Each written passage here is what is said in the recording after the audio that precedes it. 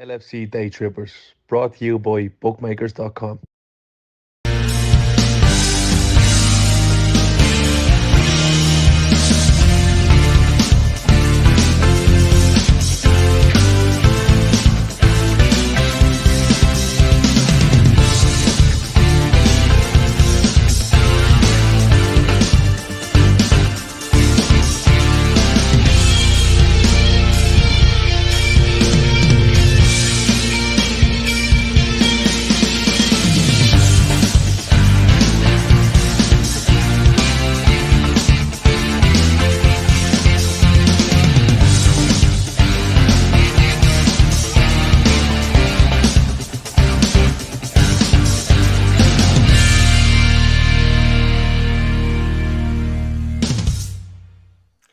I sometimes forget how long that intro can be, but I It's so long. absolutely love it. I absolutely love it. Welcome to the LFC Daytrippers, brought to you by bookmakers.com. It's Thursday night. It's the viewer's voice, but we're going to do something a little bit different. Gav's come up with a little transfer game for us to play to start gearing up to the next transfer window opening. So I got the boss man Gav and Kev doing our third show 3 nights in a row now, bud. It's getting to be a regular thing. Getting to be a regular thing. Don't tell Buffy. Yeah. And Gav, you're burning the candle at both ends before the big trip coming up this weekend, eh? You just finished your bookmakers.com show and right on to here. Yeah, I've taken too much on, lads. I'm being honest with you. We done the bookmaker show. It was really enjoyable. I've this show tonight. We have shows over the weekend while I'm not here, which I have to organise before I leave, and then I'm trying to edit down golf videos as well at the same time. So it's ridiculous, but it's fun at the same time. The golf stuff is going great, and more to come from that tomorrow from 9 a.m. So I got that plug in nice and early. Brilliant. So yeah, like I said, the show's sponsored by bookmakers.com. Gav just had a show on there. Go back and check it out if you guys didn't see it. You had Joe, a United fan and a City fan on with you, so it was really good. I love how much it just like pains Joe to give United any amount of praise whatsoever. Yeah. Do you know what he said to me? Do you know what he said to me at the end? He says, I don't know whether it was on the show or when we were finished, he was like, I'm trying to get as much in here as I can in case Leeds go down. And I told him there was always a place on the day trippers for him. He can come on once a week for a half an hour chat, and while he's talking away about Leeds on the trip to Barnsley that they've made, we'll all be whispering in the background going, just let him talk, he'll be gone in a half an hour.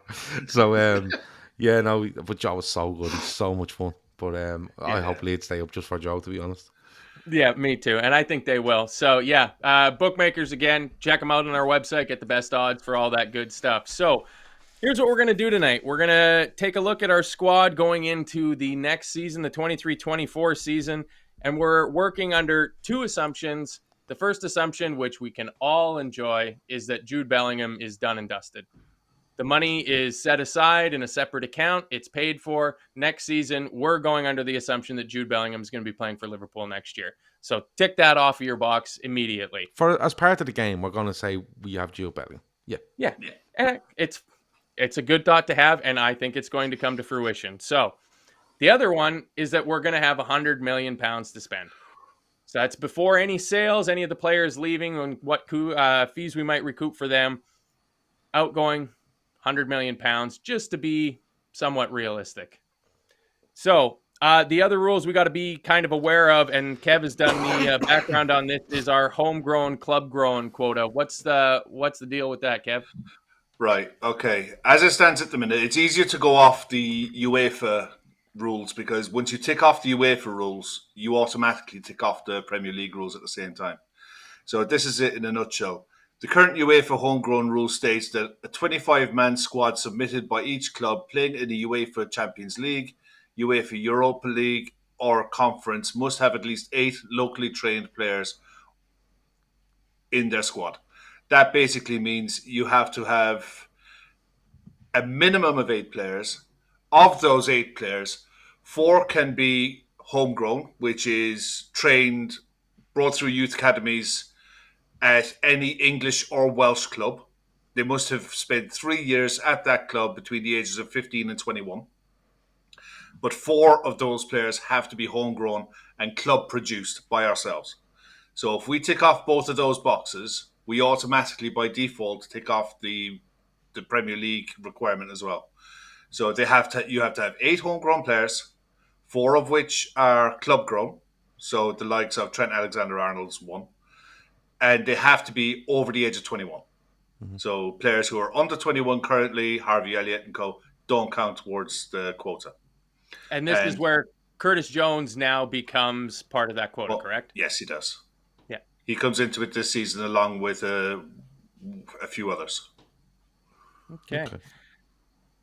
So yeah, Gav, this is your creation. Any other ground rules we need to let the people know about? Look, people will take this massively seriously, and they shouldn't, right? Because we, along with everyone, like everyone on the planet, bar probably a handful of people within inside Anfield, or Kirby, or the offices, wherever they are, right, know what's going on. We're just playing a game where we're going to say we get Bellingham. Like, that's part of the game. We just thrown in there, right? Because otherwise it'd be just a row about Bellingham for an hour and then we'll all just go home.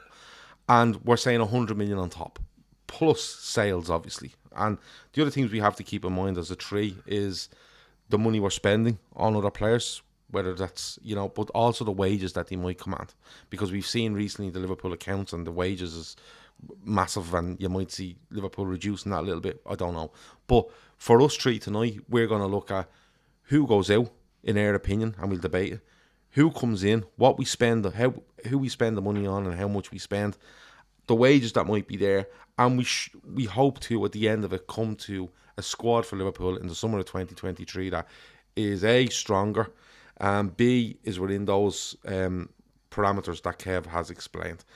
I think we'll go through all the positions as to who we think will leave, then we'll go into the positions that we think people will come in, and then it should total up near the end where we go, yeah, that's probably doable financially.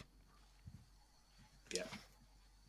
All right, sounds good. Well, a lot of the chat is going to be midfield based, so some of these other positions are a little bit easier. I mean, we all know who the number one goalie is going to be going into next season. There's no doubt about that. It's going to be Alisson Becker. He's the best keeper in the world. The big question becomes, will Kelleher be here next season? I don't think he will. Kev? No, I don't think he will. I think he'll just ask for a move. He's 24 years of age. He's only played 9 senior games for the Republic of Ireland. So if he wants to kickstart his international career, and the way the Republic of Ireland squad is shaping up with the young players that we've got coming through, he's going to want to be involved in that. So he's going to need to be playing first team football, and he's good enough to go. I think with what we're going to be able to bring in and replace him with, the profit that we're going to get from him can be reinvested elsewhere. Yeah, Gav, for me, I'd have Harvey Davies would be my number 2 going into next season.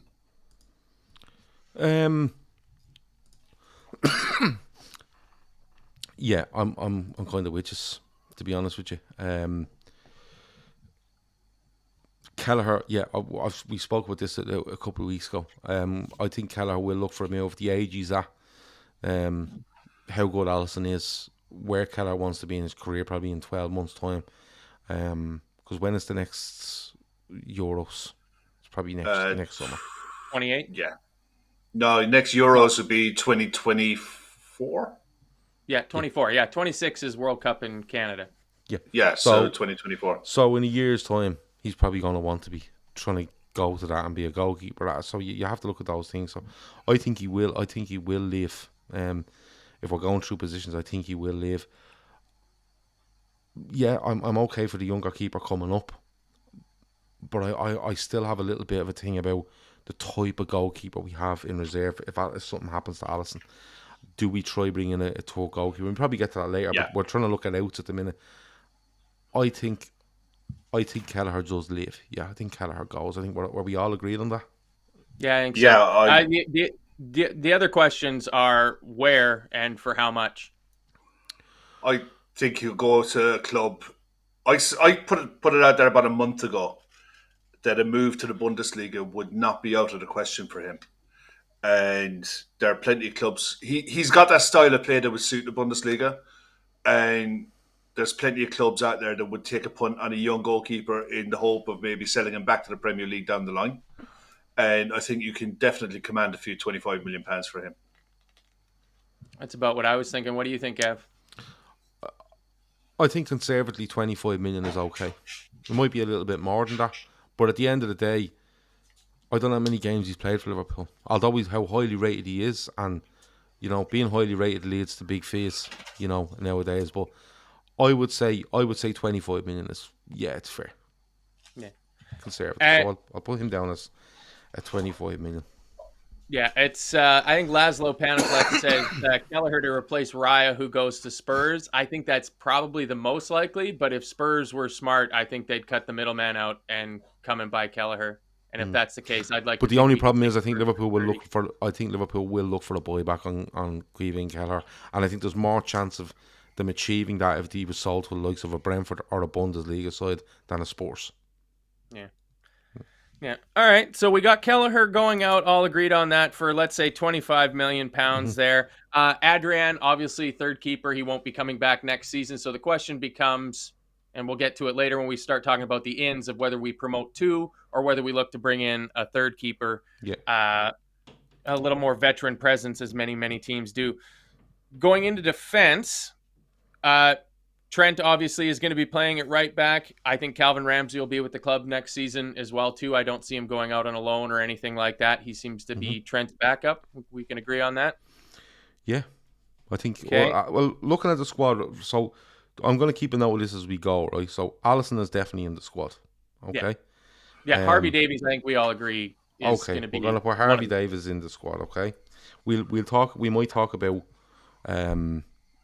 the other fella, the tall goalkeeper, in a bit, Adrian. But just on defenders, we're all happy with Trent. Yep. Ramsey, we're all happy with Ramsey. Yep. We're all happy Robbo and Costas, I think, are both locks for next season. Yeah, okay. Yeah. VVD, Kanate. Yeah. Yeah. And now you get into it. That's where it stops being ironclad, pretty much, is after Virgil and Kanate. I see the club going at least one more season with Joe Gomez. Oh, yeah. Joe Gomez is going nowhere. Norris Curtis Jones, for anyone getting excited in the chat, they're going nowhere. Joel Matip, however, has 1 year left in his contract, and he's one I could definitely see being moved on. And he will be making way for someone coming in from the Bundesliga on a free. But yeah, look, I think you have 4 senior centre backs with backup from 2 others that are homegrown and club grown, and that's enough. Joe Gomez, he hits all the right buttons and he covers Trent. He's basically a 4th choice centre back who can also cover it right back if needed.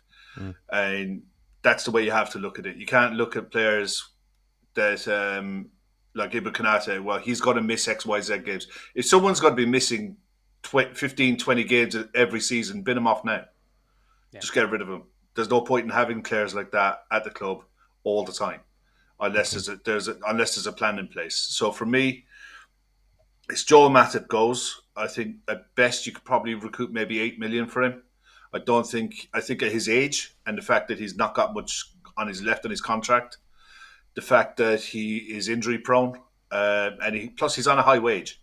So you're going to have only a certain amount of clubs are going to be willing to take that kind of wage on, and they're not going to be willing to put out a big transfer fee on top of that. So I think you have to be realistic with that. The thing that stands up for Joe Gomez is that he's homegrown, and he might even be in his club grown as well, because he's at the club since he's 17. Yeah. So that kind of stands to him, and you have to look at that because it gets more and more difficult as this squad goes on, doesn't it? With regards to homegrown and club grown. So are we both going with Gomez? Yeah. Yeah, I think Gomez stays for sure. The question for you, Gav, is because I agree with Kev on Matip. I think Matip's going to get moved on in the summer. We got 3 for 3 on that one too. Yeah, I think so. I think it needs a shake up at centre back, and we'll get on to Nat Phillips later on. But it needs a shake up at centre back. I think Matip just looks very nervous in everything he's doing now. Even when he put him in beside Van Dijk, he just looks nervous. He looks like, not that his head's gone. I think he's been brilliant for Liverpool. But last year of a contract, no real talk of him renewing, which is interesting, especially at centre back where we literally have 4, and we've seen the issues we've had at centre back over the past couple of years. Nat Phillips is still there and is trying to get out of the club at every transfer window, and something happens and then he can't. I think Matip will go, and I'd probably put around 10 million on him to go. I think that's probably a fair price of 10 million. Yeah. You know, the age he's at, I know he's in the last year of his contract, and yeah, he command a wage, but 10 million for Joe Matip is a good price, I think. So that's why, I'm happy to go with Matip leaving, Gomez staying, and we'll get on to the ins later where we'll bulk up this squad. Yeah, we're going to thin it out first and then try to fill it out and end on a high note sort of thing. I mean, you mentioned him. We got to talk about him again. It's a transfer speculation. So Nat Phillips, I think he's going to go this summer. 10 million. No, not for me. No? No. Go on, sorry, Gav. He's on a long-term contract. Now, that I'm only doing a show a few minutes ago where I basically told you the contracts aren't worth the money they're written on. But he feels like a player that Liverpool are okay to have around. But for him, you know, maybe he's happy. You don't hear a word out of him. He's getting good money. He's not playing any football, but he's getting paid good money to sit around and be like, just in case, just in case for Liverpool. He's homegrown as well. So and he's club grown. And is he club grown? Yes, he's club grown as well. He's been at the club for 3 years before he turned 21. Okay, so he's club grown as well. Yeah. I think it's something you might have to come back on, depending on how the squad shapes towards the end. I would kind of put a freeze on him for the minute, along with Reece Williams, and just look at the end and see what we have numbers-wise. And if we've 25, 26 players and them two aren't on that list, you could probably make the argument for them going. But we probably have to see it later. But at the moment, the main ones are Kelleher at 25 and Matip at 10. And then it's into midfield, and God knows how this is going to go. Yeah, it could end up being a slaughter. I mean, before we finish with the defenders, I mean, just a word, Reece Williams, Sepp Vandenberg, what do we see from them? Loans, sales? I was leaning more towards Phillips being sold and Reece Williams kind of taking that position of just helping to bulk out the homegrown, club-grown numbers, like your fifth choice center half. Because, I mean, we're going to get on to the ends later. I see us bringing in a center half. I saw Reece kind of taking that role from Phillips and Phillips moving on and trying to find some sort of championship, lower end of the Premier League career. And Vandenberg, I think his injury set him back a ton this year. I think if he'd have gone and had a real good loan spell that was uninterrupted, took the step up from Preston to, he's at Hamburg? No, he's at Schalke. Schalke. Yeah, one of those blue and white German teams. If he'd have not been injured, there might have been a shout for him maybe taking that fifth choice spot and staying with the team for another season. But I could see Vandenberg going on another loan or maybe even being sold for, a couple million because he didn't cost us anything. For me, all of those decisions come in the last week of the transfer window, depending on where the club is. And it depends on what business you're able to do in May, June and July as to what will happen to those three players. And a few others that I've seen mentioned in the chat about possible loans later on down the line. As it stands at the minute, look, Nat Phillips is a much better defender than Reece Williams. Far superior in every way, shape or form. And if it came down to a choice between the two of them, Nat Phillips is the one I'd be keeping. But you're talking about 5th, 6th and 7th choice players. To me, they're there to fill a function. And that function is to fill a quota. Nothing more than that. And that's not... Every club has them. Manchester United have had it with Phil Jones. Fortunately for Manchester United, they're paying Phil Jones $100,000 a week to fulfill that fixture. But it's a good job if you can get it. I don't want us to be going down that road, but at the same time, we have to do this. We have to have these quotas filled so that we can do other things in different areas of the pitch. So, and I don't want one of those slots taken up, like a non-homegrown player slot taken up by a third choice goalkeeper going forward. Yeah. So if it means it's a decision to be made down the line at the end of a transfer window, fine. I'm not wedded to any of them. If they stay, I'm not bothered because I don't think any of them will play. And if they do play, I'd rather it be Nat because I know he'll give 100%. Gav? I agree with Kev. I think to be the decision that I don't think Liverpool will actively go to look to sell Reece Williams in the summer, or Sepp van den Berg, but something might come towards the end of it where they get an offer for, in particular, Sepp van den Berg, where, you know, Preston want to make something permanent or wherever he is, you know what I mean? Because he was at Preston, wasn't he? You know, or somebody comes in, like Reece Williams has spent time on loan now at Swansea and Blackpool, I think, and someone in the Championship might go, you know what, he's worth a punt. But I think I agree with Kev. I think it's something where you'll probably see the last week of the window where they go, you know what, let him go.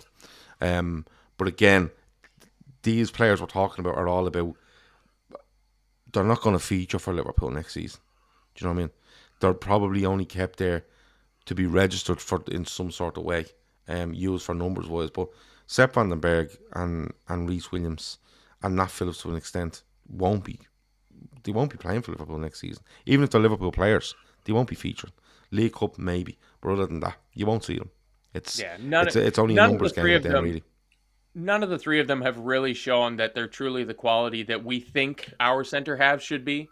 You know, if we're aspiring to put up 90-point seasons and stuff like that and go deep in the Champions League, they just haven't quite done it yet. So a lot will depend on who comes in. Like you said, Kev, it's a good point. Last week of the window, you know, you get $5 million for Reece Williams. He's probably going to be gone out the door.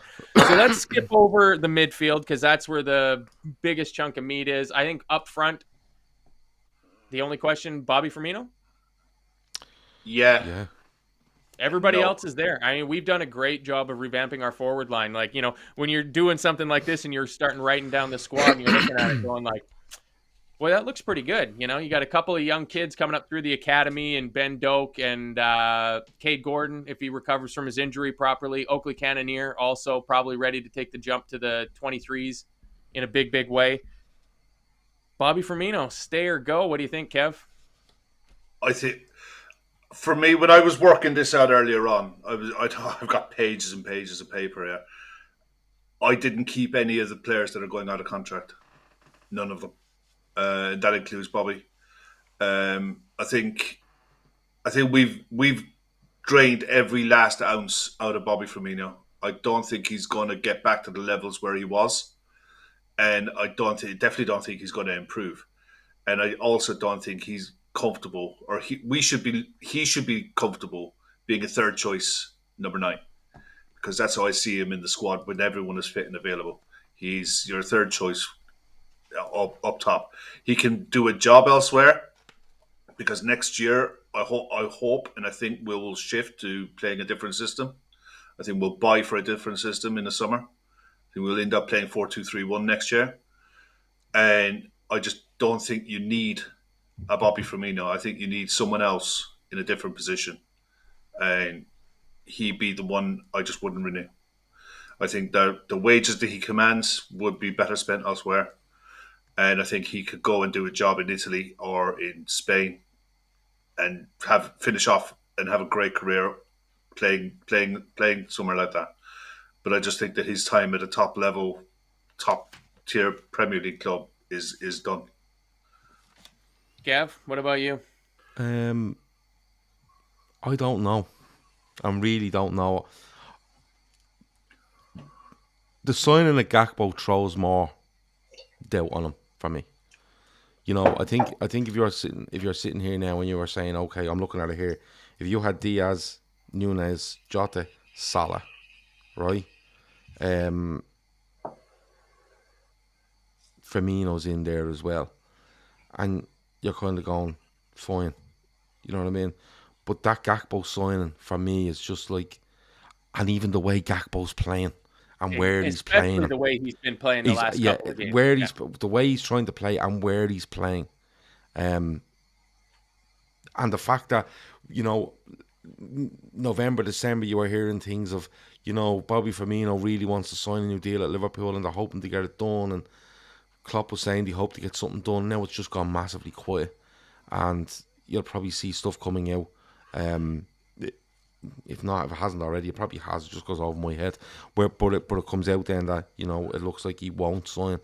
It just, that Gakpo signing, because, like, if you don't have Firmino, you have Diaz, Gakpo, Nunes, Jota, Salah. That's 5, isn't it? Am I Yeah. missing anybody? No, It that's depends if 5. you want to throw a Fabio Carvalho or a Harvey Yeah, but Elliott I'm into that talking mix. players that actually play, right? On the absolute regular.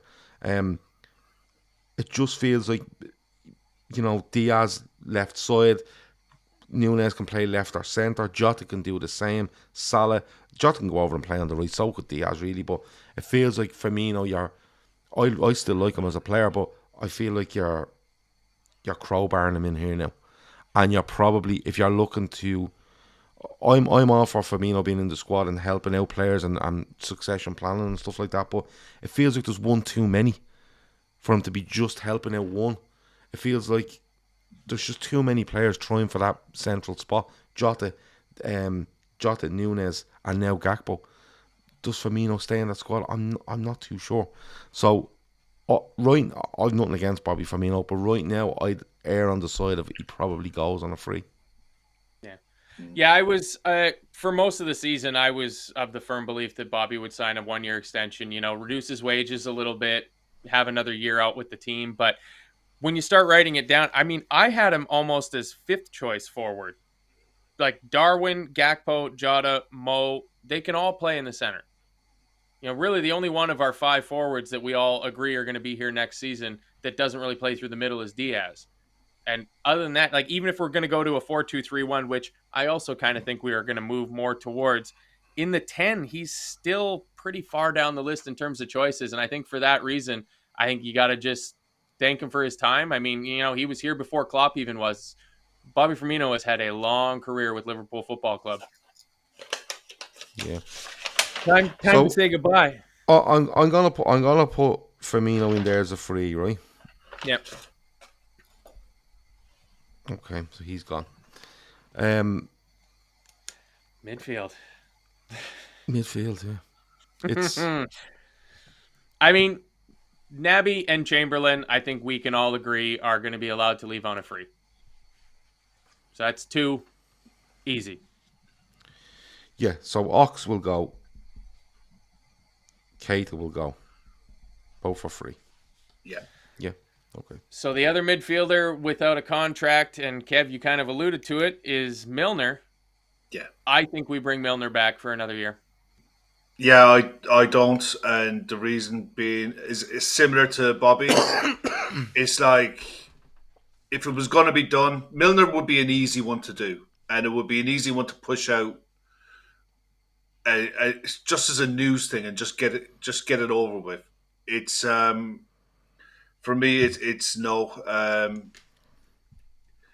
For what he offers, quota wise, homegrown wise. On the pitch for 20 minutes here and there is absolutely fine, but I want Jordan Henderson doing that role. And at 37, pushing 38 years of age, there's no upside for me, apart from having an experienced head around the dressing room. But you can't keep everyone. You can't keep people just because they used to be brilliant for us. And same with Bobby. I love the bones of Bobby Firmino. He's technically one of the best players I've ever seen play for us. But at some point, you have to cut the cord and evolve, move forward, and reduce the age of the squad. And the senior players who are going to become senior players have to pick up the mantle and step up. So, and I'd have no problem whatsoever if James Milner wants to do his coaching badges at Liverpool, stay at the club for as long as you bloody like. But I think his playing days for Liverpool are done. They have to be. The one thing He's that not Luka Modric. He's definitely not at the same level as Luka Modric. But you can't deny it's not like his legs are falling off. James Milner still has the ability to get around the pitch. Like maybe his speed of decision making is a little bit slower, but Milner was never an absolute jaw-dropping performance type of player. He's a consummate journeyman midfielder. And for me, the thing why I was leaning towards keeping Milner is that he gives you the option of being that right back, left back option off of the bench. He covers so many positions.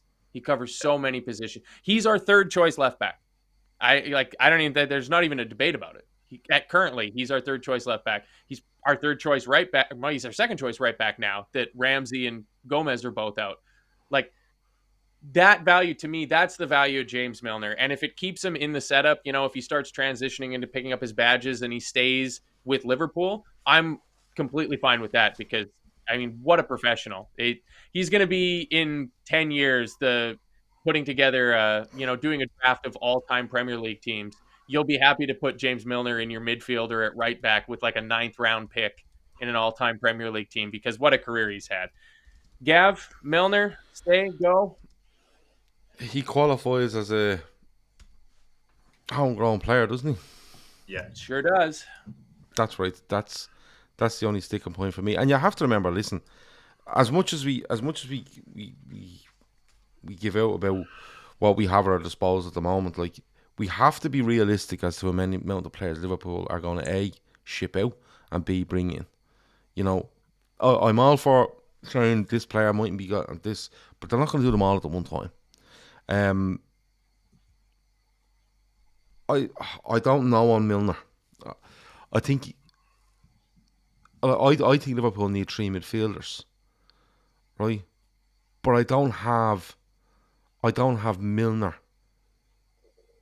in the role he's in the squad as something that needs to be changed as quickly as others around him, if you know what I mean. Like Ox will go, but Ox has given us nothing, for a couple of years now. Keita will go, but Keita is very hit and miss. He just can't keep fit. Do you know what I mean? And, listen, even when Keita plays, it's like everyone has to be all edgy about Keita on every game and absolutely drill down on him. And then when he doesn't play, it's like, oh, here it goes again. And it's just very unfortunate for a player on a personal level that hasn't worked at Liverpool, and I don't think he'll sign. That's why he wants a new deal. I think it just hasn't worked. But I think the idea of Liverpool letting 3-4 midfielders go in the summer, I think, is just a bit unrealistic. Like would we not be better off listing the midfielders that we think would stay, 100% will stay, and then look at what numbers you have in those, and then what would you add to it? So let's presume Bellingham signs for Liverpool, okay? yeah. Yep, So I like you that have one. Bellingham, Number 8. okay. You have Thiago. Yeah. You have Bacetic or Bajcetic, whatever way you Doesn't want count. to say. Yeah, but he doesn't count as anything. But he's So it in the doesn't squad. matter. I know, Yeah. but it doesn't matter. For No, that, I know for- he's gonna he play doesn't matter, but he's going to play. We're looking at this, but we're not looking to just put in the players that qualify. We're looking in to go, that's the squad. Is that good enough? Do you know what I mean? So I'm not putting anything beside him to say that he doesn't count. I'm only putting beside players that you need to get into a quota. Well, You know what I mean? how many? Like teams- I've Ben Doak written down here with the attackers, but that's not. I'm not saying, the 25. We'll go through the 25 that you would register at the end. Who's left after that? And that's who be our squad. They're like the Fabinho, yeah. Stays. I think he stays as well. So do I. Okay, Yeah, so Fabinho's in. Okay, Henderson. stays. Stays. Yeah, so do I. I think he stays. But this is where it'll turn around into roles within the squad. Curtis Jones. Stays. Curtis Jones stays. Harvey Elliott. Stays. Okay. Am I missing anybody? Carvalho. Carvalho. Possible loan, depending on what the window looks like. Yeah, but Carvalho is definitely going to be a Liverpool player. So Yeah, he won't be sold, that's for sure. okay, so when you look at that, you have 1, 2, 3, 4, 5, 6, 7. There's 8 players there. There's 8 players presumably from midfield. So if you bring in 2, you have 10. But this is where you're going to hit the problem. Do you bring in 2 on top of Jude Bellingham, or do you just say Ox and? Oh, sorry, I'd have Milner in there as well for the moment, but we don't know, right? So Milner is a possibility in there. So if you're getting rid of Ox and Keita, do you just bring in Bellingham and one other? Does that make enough of a difference to midfield? Arthur Melo's on loan. Brian O'Halloran says Arthur Melo, but doesn't matter. He won't be extended. No, for me, I would be bringing 37 million euro option on Arthur Melo after that 13 minutes against Napoli. We'd be fools not to activate that. Come on, give me a break. I think we bring in Bellingham as a given. Then I think we're looking at bringing in 2 more. So if you bring two more in, right? But for me, I'm not keeping Milner. Okay, so I haven't got Milner, but I haven't got Milner written down here, right? Yeah, all right. Okay, so I have not got Milner written down here, but if you That's bring fine. in, so at the moment you have Bellingham, Thiago, Bajcetic, Fabinho, Henderson, Jones, Elliot Carvalho, and 2 more. Yeah. Okay. Right. Now, Gav, when you were doing this and thinking about it, were you thinking in a 4-3-3? Because I'm on board with Kev. I think we're going to move more towards a double pivot and play 4-2-3-1 next season. Well, if you play a double pivot and go 4-2-3-1, then you have to look at the type of players you're bringing in midfield. Where do you put Bellingham in a 4-2-3-1? Next to Fabinho. One of the 6s. Oh, really? Fabinho sits and Bellingham does everything. Okay. Interesting. That's where he's playing for Dortmund at the minute. Okay. And he's flying it. So you bring 2 more in. Yeah. And you've Bellingham and Fabinho. Who are you bringing in then? Because you have to remember, Thiago still thinks he's going to play. Bajcetic definitely does. Fabinho, Henderson. Maybe not so much Jones, Elliott. But there's plenty of players there that are going to think they're going to play. And now we're sitting at possibly 8 players for 2 positions here. That's no problem. Because Thiago, I don't think Bajcetic, Fabinho, Henderson, none of them play in a 10. But we got no shortage of players that we think of that could play in a 10, though. Harvey Elliott looks like he could play a 10. Fabio Carvalho looks like he could play a 10. I think Gakpo could do it. I think Jota could do it. I think Curtis Jones could do it. That's why it's something I've been kind of harping on about. Is like the sparse transfer work that we've done over the past couple of seasons are all players that we're looking at going, they don't seem to fit in our thinking of a Klopp 4-3-3 formation. But if you just shift it into a 4-2-3-1 and you see like how Harvey Elliott just went forward with abandon at times. Well, not with abandon, but he was pushing forward and becoming the 4th player in attack in the game against Wolves the other day. I think that's more where he suits because he doesn't have the lightning pace like Diaz or Salah or somebody like that to play on the wing. Either does Carvalho, but they got lots of guile. They get into spaces. They keep the ball well. Kevin Ball says, how is there no conversation of Fab being sold? This is where I differed. I can see one of either Thiago or Fabinho being sold if an offer comes in at all for them. If somebody were to offer 15, 20 million for Thiago, yeah, I think Liverpool should pull the trigger on it. And maybe there's a thing there, right? But if you do that, now you're down to Thiago gone, okay? Or you do a Fabinho. I think the Fabinho one's more interesting because if you do a Fabinho one, then you're down to all those players there. Who's playing in the 6? Well, that's why I was leaning more towards Thiago because I don't think Fabinho's value is what it should be. Like if we were looking to offload him in the summer, I think we'd be taking far less than if he'd had a half decent season as opposed to he's currently had a pretty bad season so far. Whereas Thiago has been the one player when you've looked at our midfield before he got injured that pretty much everybody was like, well, Thiago is still doing the work there. Like Thiago plays a little bit more like Modric, where he doesn't need the physical abilities quite so much because he's so brilliant with the ball at his feet, and his range of passing is so incredible. So that's why I was and because Thiago doesn't exactly fit into the 4-2-3-1 system, I don't see where he sits. Like I don't want to see a double pivot of Thiago and Bajcetic quite so much, but Fabinho and Bajcetic, I'm okay with that. Okay, so let's stop for a second. Right? One thing, okay. Fabinho's contract is up in 2026. Yeah. Thiago's contract is up in 2024, and he's 31 years of age. Yeah. So this is where I think I could see him staying for the year and running his contract down and going on a free at the end of his contract in 2024. Yeah. I don't see Fabinho being sold, especially with the fact that he is an out-and-out 6, and that is a rare breed of player out there at the minute, especially at his age and experience level.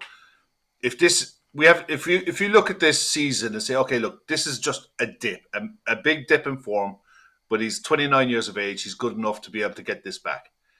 Then if you get him back to anything close to how he was against Wolves for a season, your quid's in, because Bellingham next to him is his legs and will do all the donkey work and get up and down the pitch. Yeah, but there's way more work to be done in a two-man midfield and doing donkey work. It's okay saying I'll do the donkey work in a 3, but doing the donkey work in a 2, especially when you consider the player you're going to have ahead of you in the 10, it doesn't make sense. Like, when you play a 4-2-3, when you usually have 2 guys there that just work, right? And the guy in front is usually a 10, right? Or an 8, really, that's just playing slightly advanced and is usually used as the man that chaperones the press, really. You know, he's filling in the spaces for the press. But I don't know. I don't know why you're leaning towards 4-2-3-1 with the makeup of those players. Mainly because of the forwards that we have and to get the best out of them. Yeah, and to get more of them on the pitch. And the other side of it is, one of the players I want to bring in is Kefren Turan. 21 years of age, 6'3", is an outstanding talent. Much better than his brother. Maybe this is this a better way of going about it then? Let's look at the homegrown players, what we have right now, and then we can. All right. So Davies wouldn't need to be registered, correct? No. Okay. Trent is homegrown and club grown. Yeah. Yep. Ramsey doesn't need to be. Right? Doesn't need to be registered. Robbo? International. He's international Scottish. Yeah. Doesn't count. He's not homegrown. He's non-homegrown. Okay. Costas, VVD, Kanate, Gomez, homegrown and club grown. Yep. Bellingham won't matter. Thiago, Bacetic. Doesn't count. Doesn't count. Fabinho doesn't count. Henderson, homegrown. Yes. Right? Yeah. Jones, homegrown, club grown. Elliott. Doesn't count. Doesn't count. Carvalho. Doesn't count. Diaz, Gakpo, Nunez, Jota, Salah. Don't count. Okay. So where are you pulling these 8 homegrown players for? How many do we have? 1, 2, 3, 4. 3 club grown and Henderson. Right. One of the goalkeepers I'd want to bring in is a guy. No. Hold on. You want to know where I'm getting the players from? I'll tell you where I'm getting the players from. Okay. So Milner would be one if you kept Milner. Not for me. But if you want to keep him, keep him. But he's just going to be like standing there holding doors up for real players. But like a third string keeper. Yeah, well, the third string keeper is Rob Zeller. Playing for Hanover. He's 34. He's available on a free. He has 3 years done at Manchester United before he was 21. So he counts as homegrown, even though he's German. So he would be one. You also have Nat Phillips, Reece Williams, and Sepp van den Berg as homegrown, club-grown players. Peter Luga would count as No, homegrown. he doesn't count yet. No, he won't until next year. 24, Kev, 25. I thought he did. Kevin Balls is a Polish keeper, can count as homegrown next season. Oh, that's Giros. Brazilian. Yeah. No, it doesn't matter if he's Brazilian. He'll be at the club for the 3-year period, so he will count when he turns 21. But Giros is. Would you want 2 kids as your second and third choice goalkeepers? I don't think so. Zeller is experienced and he's a good keeper. Yeah. So I'd have no problem with that. I think this is a good place to kind of pivot from the outs to the ins, because I can see us going for the absolute quota filling veteran third choice keeper. And the guy you mentioned is good. I know absolutely nothing about him. Couple other options: Sam Johnstone, Alex McCarthy. 2 English guys, both backup keepers. You know, Johnstone's at Palace, Alex McCarthy's at Southampton. Southampton's if either of them torn up in goal for Liverpool at any stage, we are all having a fucking meltdown. Yeah, it's the same as when Adrian comes into goal for Liverpool. It's just Adrian is Spanish and these guys are English. It's the same thing. But the thing is, you're going from a Queeveen Kelleher, right? Who we know, who's trained under Allison for fucking 5 years now, right? Or 5 years, right?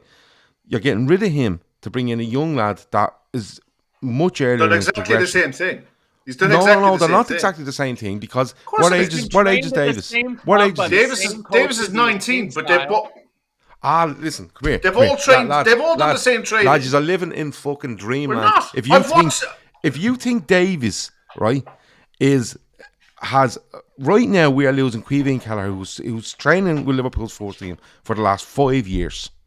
So if Alisson drops out for any reason, you will bring in Queeveen Keller. You are not telling me under any circumstances that this guy Davies, man, Alisson drops tomorrow and is out for 10 games, that this guy Davies comes in and everyone goes, that's absolutely fine.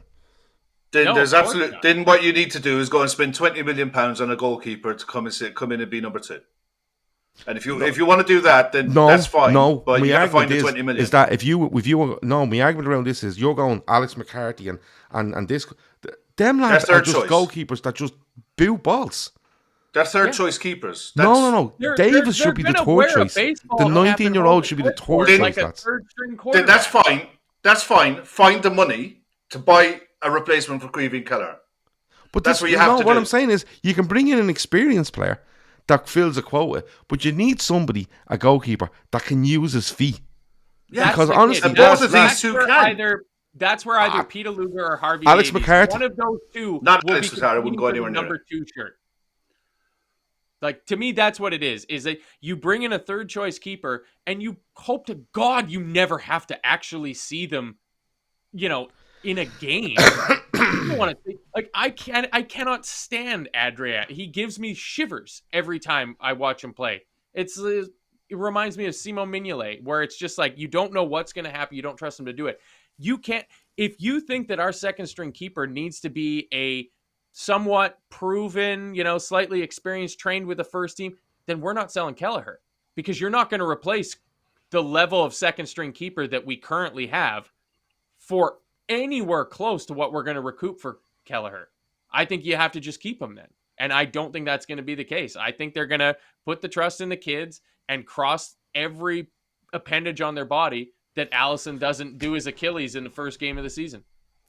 I honestly, I'm not saying that anything could happen to Alisson, but I promise you, if we end up with Sam Johnson or Alex fucking McCarthy, right, along with I forget Davis's first name, that's why I just keep calling him Davis. Harvey Davis. If we end up with Harvey Davis and Sam Johnson or Alex McCarthy on our bench to fill a quota, and Alisson gets injured, I promise you, all three of us will sit here and go, what the fuck are we going to do? Honestly. That's what's going to happen. Happens, though, Gav, when the best person in their position in the world gets hurt, is you're left going, what the fuck do we do now? No. I've no problem. Does Ron whatever his name is, can he play with his feet? Ron Zeller. Yes. Right. He's 33 I've no problem years with that. Old. He can't play with his feet. Yes, he can. He's played in Germany virtually all his life. I think he was in the World Cup squad with Germany when they won it in 2014. And he's a very capable goalkeeper. He's every bit as good as what Adrian is, and probably better. Wayne's asking here, Queeveen is second choice. Why is talking about third choice? We're arguing who's third and who's second choice. That's really what we're doing. And Wayne, we all agreed that Kelleher was going to get sold. That's the big thing, Wayne. You might have missed the first part when we were going through the players that we think will get moved. Not that we want to sell him. We just feel that as a player, he will want to go and get first. And be a first choice keeper. Well, yeah, we're not actually championing the idea of selling Queeveen Keller. We're just, if he wants to stay, I'd be delighted with life. The actual reality. Now you look back a couple of weeks ago, and I was saying it's entirely possible that FSG might sell Alisson and just promote from within and give Kelleher the number 1 shirt. Yeah, but you were drunk that night. I possibly was. I possibly was. I'm just saying, you wouldn't be surprised if FSG moneyballed that. Was PTSD after being attacked by fucking Noah's Ark. But I think out of all the players that we're looking at selling, I think the one that has the most market value, without question, is Kelleher. Yeah, I don't disagree with that. Yeah. I don't disagree with that. And so for that reason, that's kind of why, Wayne, we were talking about second and third choice keepers. I'm with Kev. I think they're going to trust that goalkeeping academy that they're building up there. Achterberg, Taffarel. We've got a pile of keepers. We just signed another 16-year-old Polish keeper, I think, today or yesterday or something like that. So, they're they seem to want to create a production line of young keepers to just kind of find the next thing. And Kelleher is a great first example of that. We sold a Polish keeper here, Jakub something. Jaros. Yeah, Vitos Jaros. Yeah, we sold him. Those are the ways that we can be making 10, 15 million. And if we're selling our backup goalkeeper for 25, 30 million, that's pretty great work from our academy. A guy that's won us with a winning spot kick, won us trophies and won so many countless penalty shootouts. But I think it's going to be one of those, a random keeper that you can get for under £5 million that fills a quota, that takes the third spot, and then Peter Luga and Davies play it out for the second choice keeper spot. So Ashley says we've already had a season recently where Alisson missed 10 plus games. There's precedent for it. No more big gambles taken by FSG. You see, that's my worry. You concentrate on midfield and you go, oh, look at him and him and him. And then you go, but there's a fella down there in goal and he doesn't want to kick the ball. He just wants to lump the ball up the pitch 70 yards every time he gets it. That's not how Liverpool play. And that's for me. That's also how Harvey Davis does play. This is what he's been training for the last for all of his time at Liverpool, is to play with your feet. If you watch him with the under 23s, watch him when he plays. He is excellent at it. He's calmness personified. He's probably better than what Kelleher was at the same age. And we didn't know anything about what Kelleher was capable of until he was thrust into it. We'd never a clue until he was given a game. And it's going to be the same with any second choice keeper that comes in. And we won't know. So if you kept Adrian and you might as well just keep Adrian. But he takes up a non-homegrown player spot. We've only got 17 of them. Yeah, replace Adrian with Alex McCarthy then. That's what I'm saying. not having Alex McCarthy at Liverpool Football Club. No. Under any circumstances. Then this German guy. I like this German guy. He's free, so that helps with my accounting that I'm doing over here. I was looking at spending 3 or 4 million to get Johnstone or McCarthy out of some relegation fodder team, but I'm free is good. Yeah. Okay, so in the third goalkeeper position, we're really just looking at a homegrown goalkeeper. Yes. For free. That's what we're going to say. We're not going to put a name on it. We're just going to. Doesn't matter who it is. Okay. Yeah. All right. I'll go with it. I think if Alisson gets injured next season, don't come fucking crying to me and saying, "Oh, well, didn't I say this had happened?" No, you didn't. You absolutely championed it. You can clip this up. Save it for next year. Save it for next year. So, yeah, we're through the goalkeeper part. We got about 300 people in here watching us live. That's fantastic for joining us, guys. Just please hit the like button for all the algorithmic reasons that YouTube works off of. Just helps to spread the message of the Daytrippers. We're all just having a little bit of fun here. Time to move on to the defense and who we think we're bringing in. Just to narrow it down a little bit, do either of you guys see us doing anything with the fullbacks? Because I don't. I think we're going to go with the 4 we got. Yeah, no, I think we're okay. I'm just looking now. Like I think we're fairly ready to go and start looking at players to bring in. But now you have homegrown. You have Trent, you have Gomez, you have Henderson, Jones, and a homegrown keeper. Right? Yeah. You also have Phillips. You also have Sepp van der Berg, and you also have Reece Williams. That's 8. Okay, but they would need to be registered, correct? They need to be registered, but that doesn't mean you can't use the Carvalhos, the Elliots, and all of them because they don't need to be registered. Yeah, they don't need to be registered. Jude Bellingham doesn't need to be registered. You can still use all of those players as well. I'm going to put them down, though. So homegrown for Phillips. Who else you say? Williams. Homegrown and club grown. Is that correct? Yeah. Okay. Yeah, and Vandenberg. And Vandenberg. And Sepp van der Berg. Yeah, Brian O'Halloran just asked if Bellingham is homegrown. Bellingham doesn't need to be registered, so we're not really counting him. Even the though season after he would. Yeah, he'd be association grown. Yeah, he'd be homegrown. Okay. Van der Berg, homegrown, club grown. Homegrown, club grown. Yeah. Yeah. Okay. That's a good little spot of transfer business Liverpool did there, picking up this defender. Okay, so basically that would cover you. That would have 1, 2, 3, 4, 5, 6. That would be 8, of which 1, 2, 3, 5 of those will be club grown then. Yes. Okay. Yeah. Unless you. Yeah. Okay. So we're okay then. Right. Numbers wise for that, we're good. So we can start talking about now it's about bringing players in. So that's about the good stuff. So the players and also if you bring in another homegrown player somewhere else in the park, you can look at moving on somebody like a Reese Williams or a Nat Phillips, and it doesn't hurt you going down the line. Yeah, because you're at 8 and 5 at the moment. Yeah. So even if you could get rid of a club grown player out of that, and you'd still be under 4. So before we start lashing names out there, centre back and 2 midfielders, is that it? And a forward for me. Oh, Kev always likes a forward. he loves a forward. Love a Does forward. like a forward. I think it'll be 3 midfielders because of course we're including Bellingham automatically. But yeah, 2 midfielders and 2 defenders for me. Okay, now just to let you know, we had 100 million to start. If you sell Keller and you sell Matip, you have 135 million as we sit here. Okay. Sorry, I know we're all jumping in. You probably don't know who's hosting the show, but Kev's doing the fucking homegrown shit. I'm doing all the numbers, and Matt's just going, just get Alex McCarthy. But no. Bring it to back and Alex McCarthy. Matt is just trying to get into his spreadsheet here, to be honest. So 135 is what we're at. Yeah. Centre back, 2 centre mids, 2 more midfielders, and a forward. That is still without having James Milner here, by the way. He's still on the list. Yeah, there's some massaging we'll have to do at the end in terms of, we might end up with 3 slightly different 11s based on our personal ideas of who's going to stay and who's going to go. But coming on to center half, Kev, you mentioned it to me last night after we finished the show we did. I'm going to let you have first hit on this because I think it's a great idea. Tell me about Evan Ndicka. Evan Ndicka is available on a free. He's at Borussia Mönchengladbach, I think. He's either Gladbach or he's at Frankfurt. Yeah. But he's the right age, he's the right profile, French, quick, left-sided.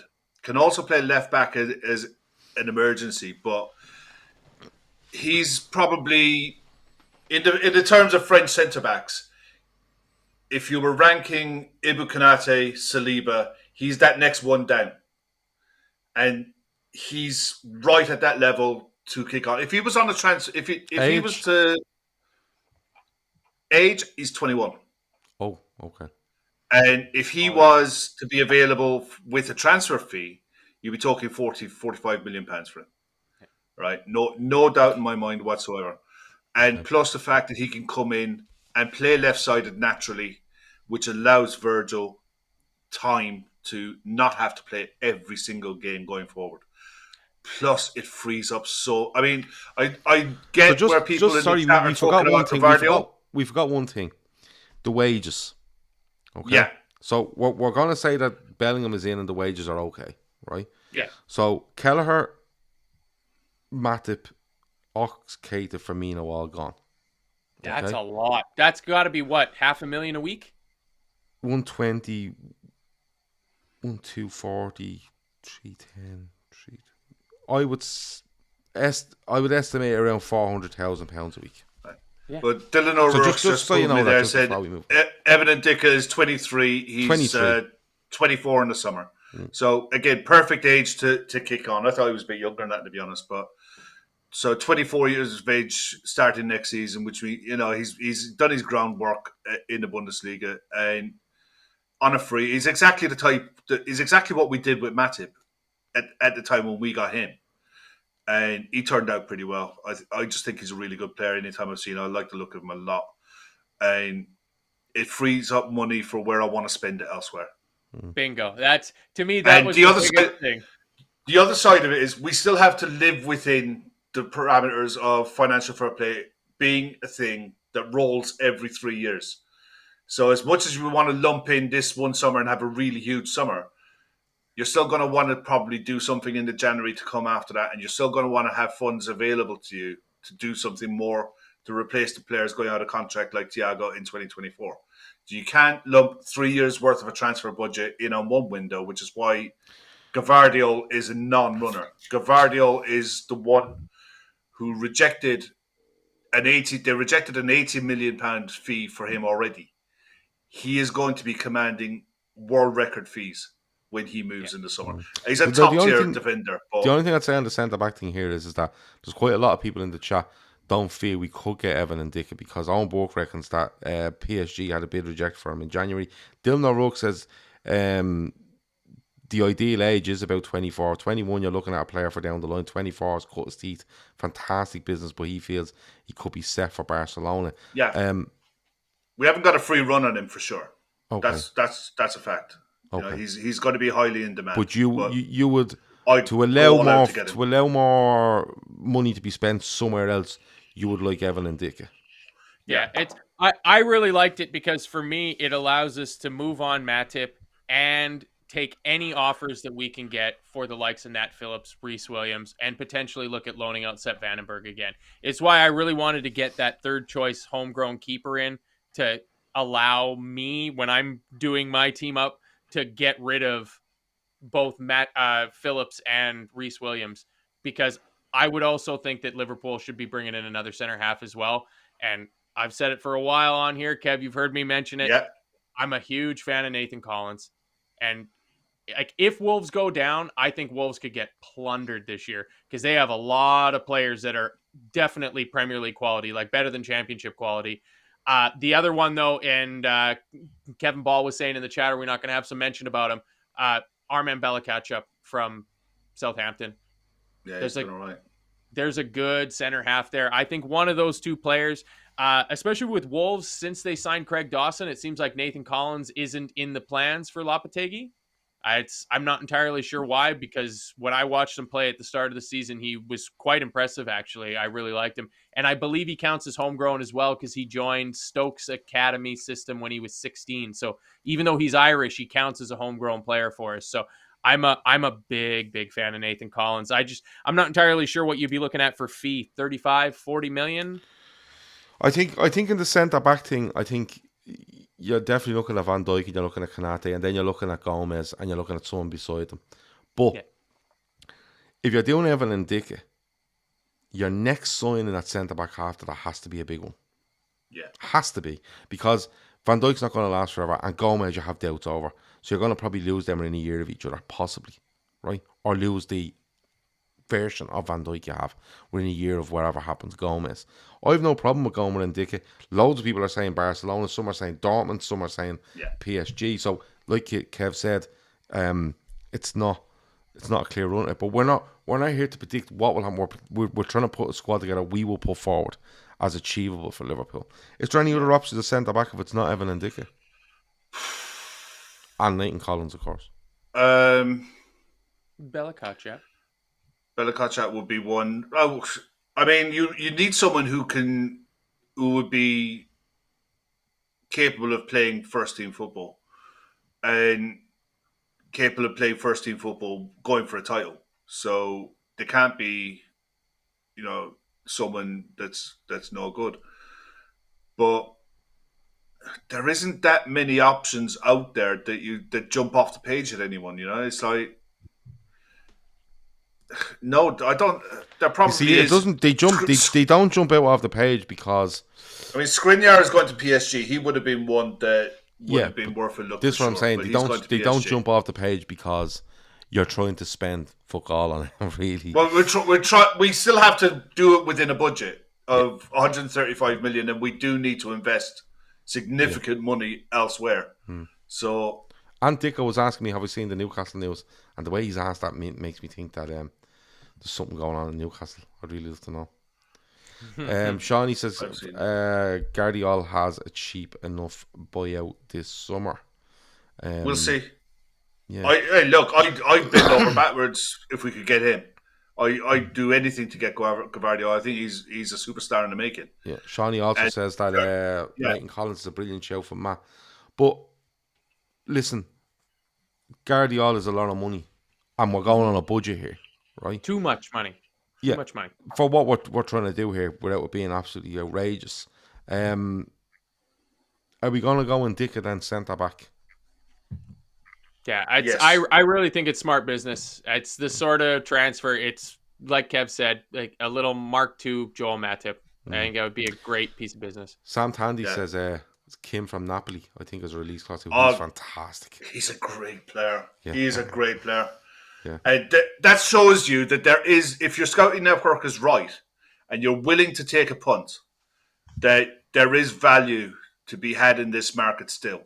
You know, they picked him up for peanuts, and he's probably one of, if not the best centre back in Italy this season. He's just top tier, you know, and nobody saw it coming. Like a lot of the Napoli players this season, to be fair. Ray Kennedy in the chat says he's not really into this transfer stuff, but he did found Club Call in 1994 to see if we were signing Alan Stubbs from Bolton. Sorry, Matt, where do we go next? Sorry. I mean, just like any other chat around here, as somebody brought up, I mean, a few people brought up in the chat when I mentioned Nathan Collins, they came back with Max Kilman instead. I did not realize Max Kilman was English. 25 years old. Transfer market has his market value at £20 million. I don't think that's probably anywhere even close to correct, but he's impressed me a lot this season. It's good football.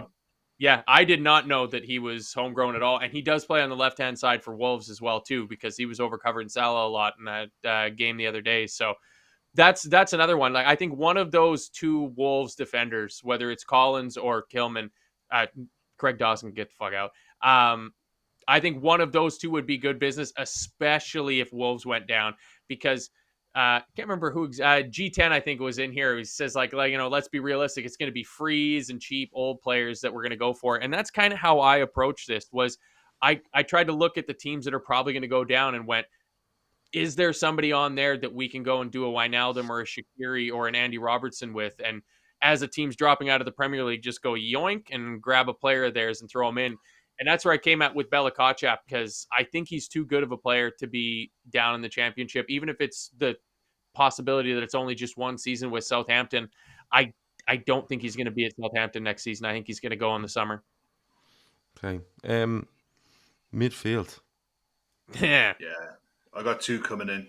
I mentioned one earlier, Kefren Turam, son of Lilian. Brilliant prospect. There's another one as well, Kone, plays in Germany. It's both similar players, both similar profile of players. And I just prefer Kefren Turam. His transfer market value is about €22 million. I think he'll probably be about €35 million, give or take. And if you're looking for someone to play next to a Fabinho in some games or instead of Fabinho in some games, I think he's perfect. I think he's absolutely perfect for it. And the other one, Morton's got it there, I get, is James Ward-Prowse. Someone said earlier in the chat, how long will it take for Kev to say James Ward-Prowse? We made an hour and 10 minutes. Yeah. But the only and James Ward-Prowse would be the reason why I don't keep James. Jonathan says, how long will it take before Kev mentions Ward-Prowse? I'm just looking back there.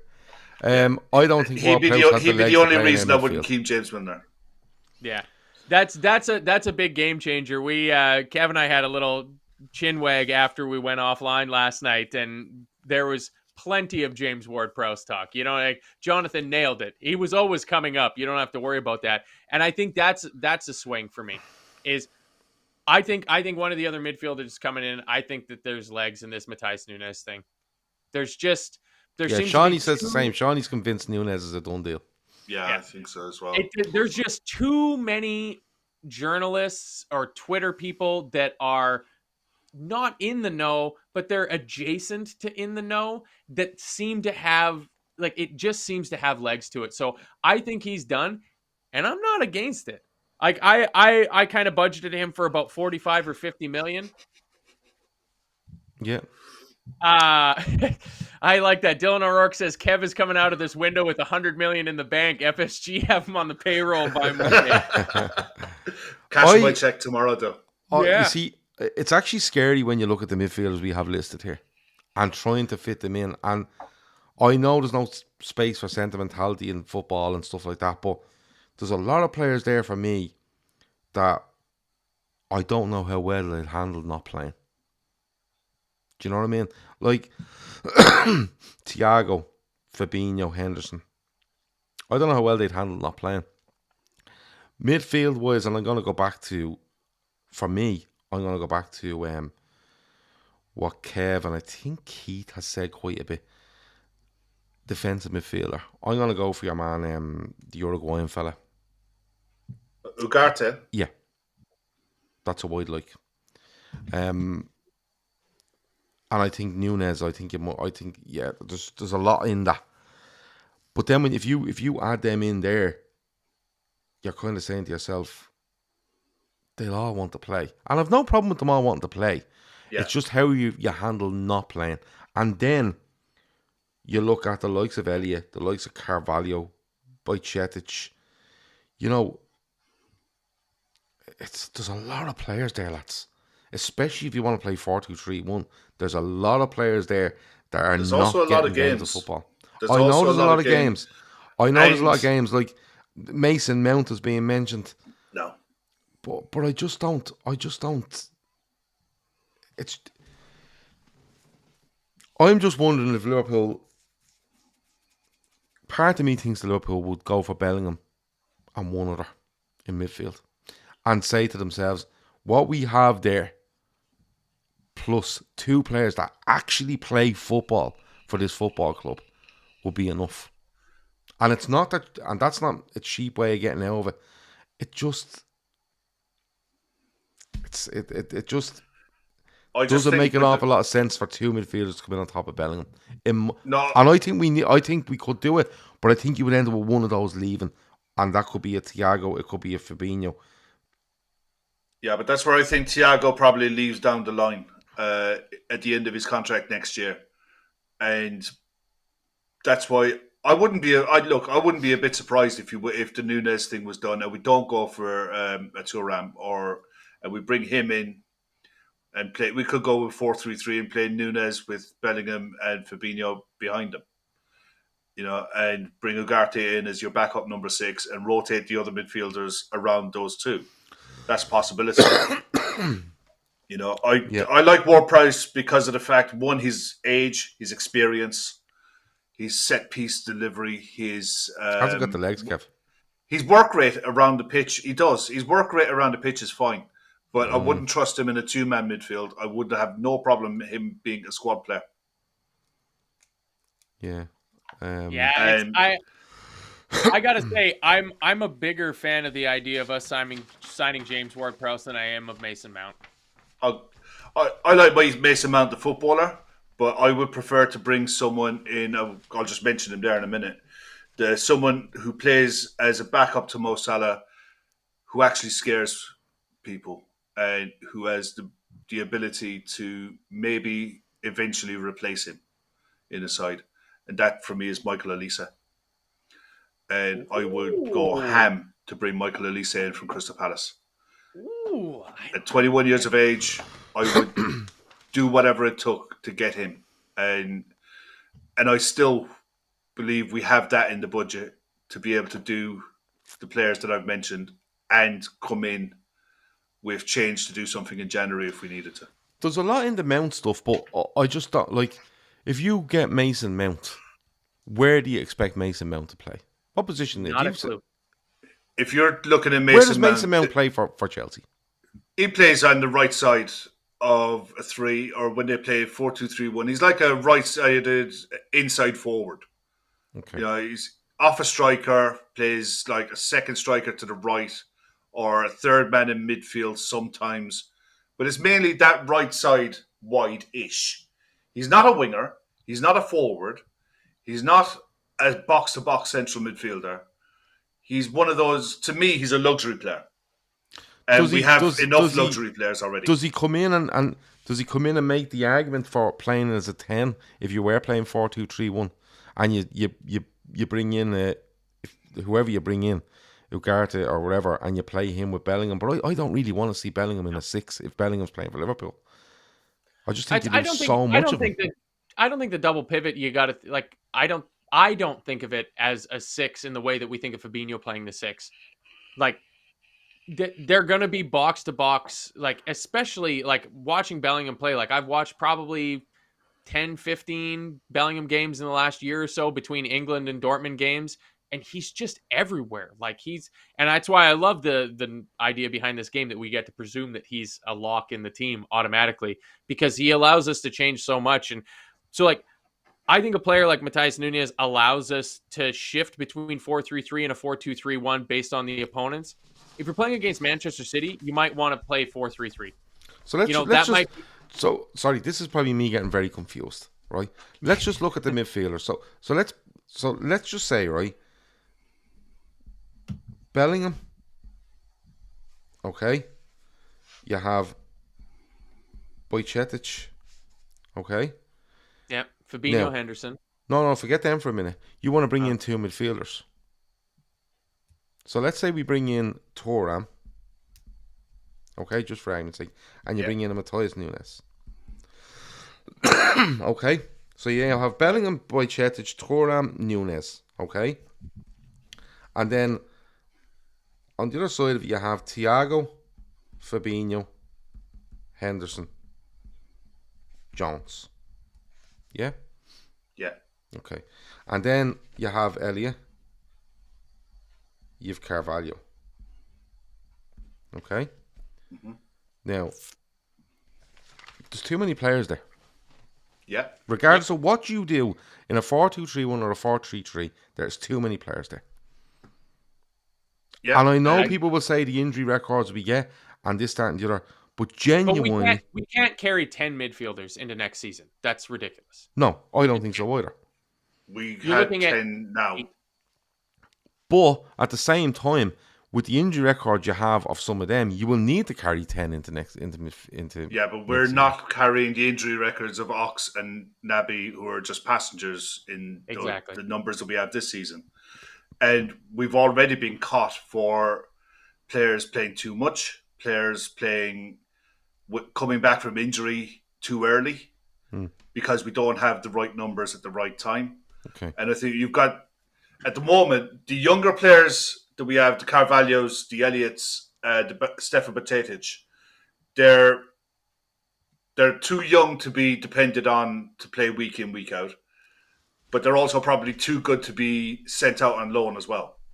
Yeah. They're stuck in that horrible middle ground where a loan might do Carvalho the world of good next season. But at the same time, it's the kind of loan that you'd look to get for him. Yeah, because I'm of the belief that Carvalho goes on loan next season. I think Carvalho goes on loan to a mid-table Premier League team. Like, I would love it if Crystal Palace took him on loan to replace a Michael Olise-shaped hole in their team. That's the first I've heard you mention that, Kev. I'm a huge fan of that because Olise is fantastic. For me, just he really impresses me. The games against us, he just looks so calm. Yeah. Nothing fazed him. He just wanted to get on the ball. It didn't matter if it was left or right. He took the ball and he progressed it forward.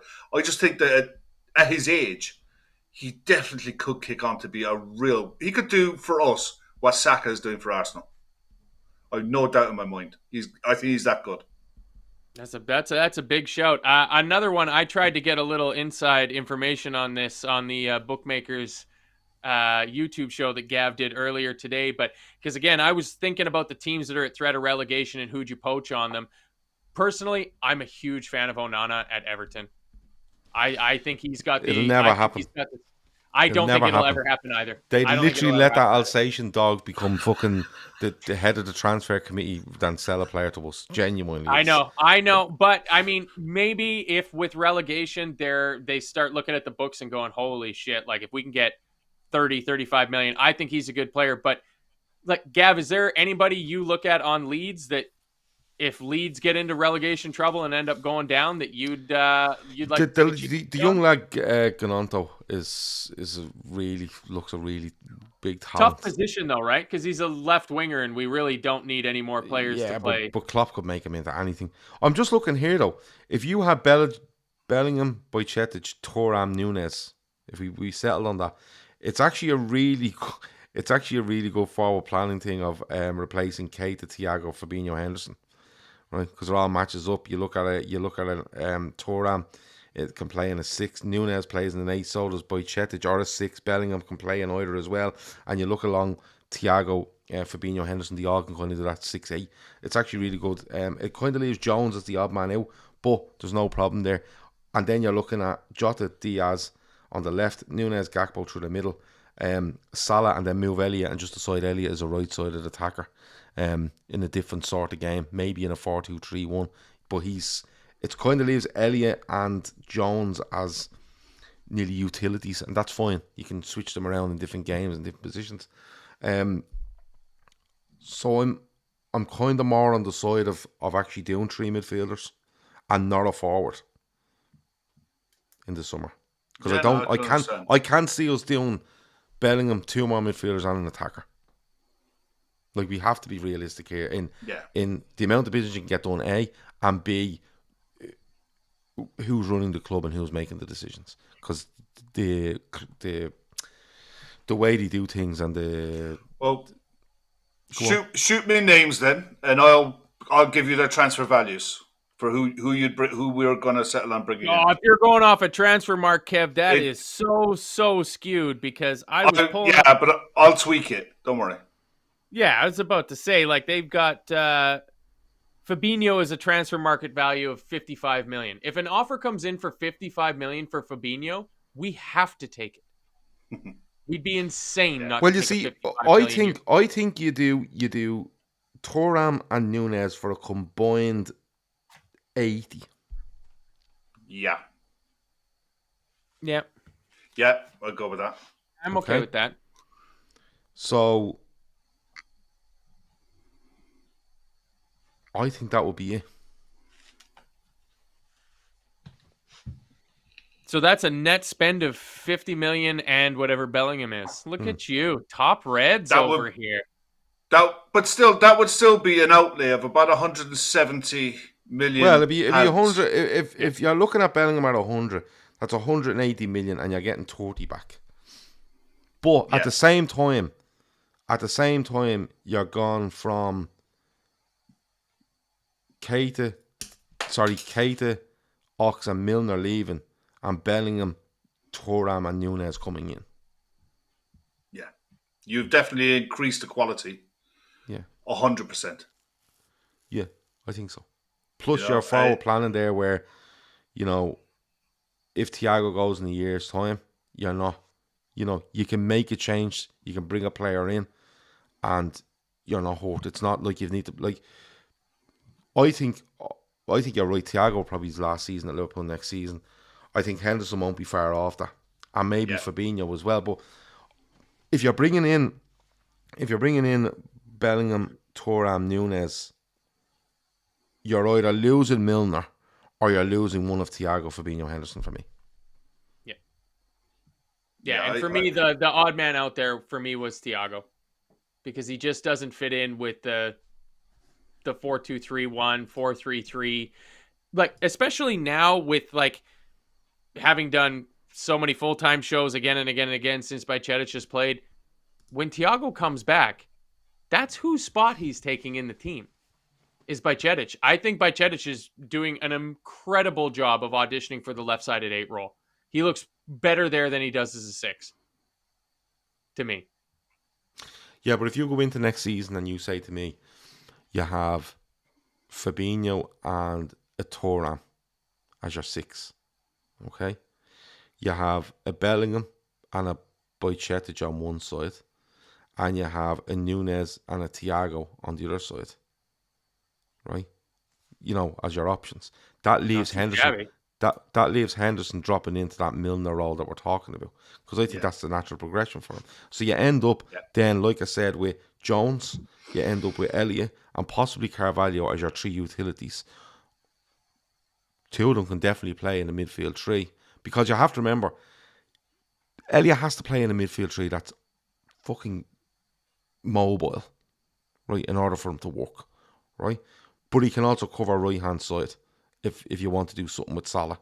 You have Carvalho that can cover something left-hand side, or maybe in a 10 if you go 4-2-3-1. That's why the Mason Mounting doesn't make an awful lot of sense to me. And then you have Curtis Jones that can play. I think he's more of a midfielder, more of an 8. But in saying that, he spent an awful lot of his young career as a wide man and as a 10. So there's no... You see, people think when you say, oh, he can play here and he can play there, that he's no use to the squad, right? These sort of players that, for me, are the sort of players that come in and you go, when you're 3-0 up with 20 to go, you put Elliott on for Salah. You put Carvalho on for the Diaz, right? Or you put a Jones in for a Bellingham or whoever it might be. Yeah. But that's where they're used. And if they take their chance, great. They're chomping at the bit to get into the team. But that means that your bench is then really fucking strong as well. Do you know that sort of way? Yeah. So I know people want Liverpool to spend a colossal amount of money. And I don't give a shit if they do, right? Fair play to them. But I think if you walk in to the summer and you say Bellingham, Thuram and Nunez has cost you 180 million quid, and you've absolutely signed midfielders because that's what needs to be done, right? Forget how much the net spend is, because if you've done well where you've brought in a keeper that's homegrown on a free because Kelleher wants to leave and you've made 25 million, that's fine. If you brought in Evan Ndicka and he's 24 and he's ready to be great and Matip just lost his fucking mojo and he has to go, that's fine. At the end of the day, right, if you win things, nobody turns around and goes, yeah, but they only fucking spent 100 million that summer. No one cares, right? At the end of the day, the biggest thing for Liverpool Football Club this season is tweak centre half for me, definitely make an imprint in midfield, and I think the forwards coming back will do it justice. You're ending up with a couple of utility players, which is great, where they can move around. Ben Doak can show up and do a bit. What's the other young lad that was really good last season and's got injured ever since? Gordon. Kate Gordon. You might see him come back in. There's another couple breaking through, but that's where they come in and you see bits and pieces.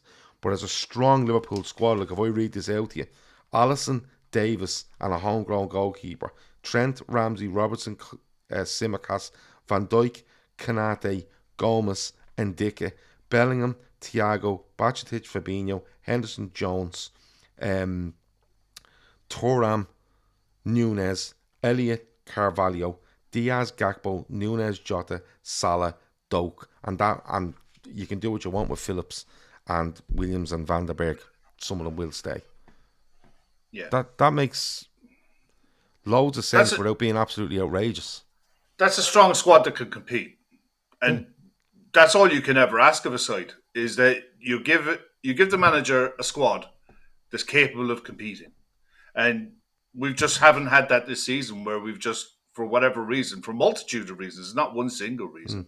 There's a multitude of reasons why we haven't competed this season. One is the lack of investment, but it's one of many of the other reasons why it hasn't happened. Kevin Ball says that midfield still isn't great. Which part of it isn't up to standard? But Kev.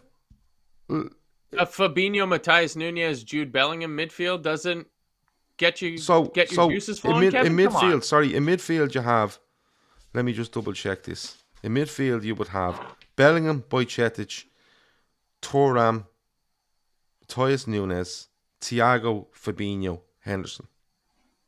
Yeah? Yeah.